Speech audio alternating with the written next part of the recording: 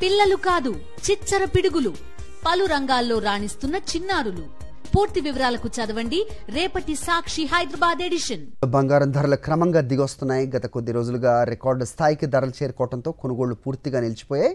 దీంతో వరుసగా 3 రోజుల నుంచి పుత్తడి రేట్లు భారీగా దిగి వచ్చాయి. గత 3 రోజుల్లో తులం బంగారం రేటు ఏకంగా 2000 మేర పడిపోయింది. నిన్న ఒక్క రోజులో 24 క్యారెట్ల బంగారం ధర తులంపై 1470 రూపాయలకు పడింది.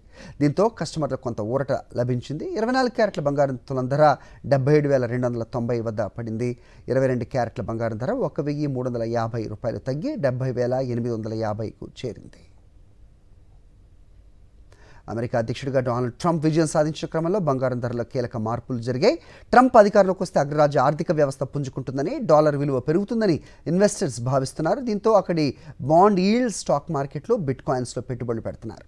దీంతో బంగారానికి గిరాకీ తగ్గి ధరలు పడిపోతున్నాయి. ప్రస్తుతం స్పాట్ గోల్డ్ రేట్ ఔన్స్కు $2,607 వద్ద ట్రేడ్ అవుతోంది.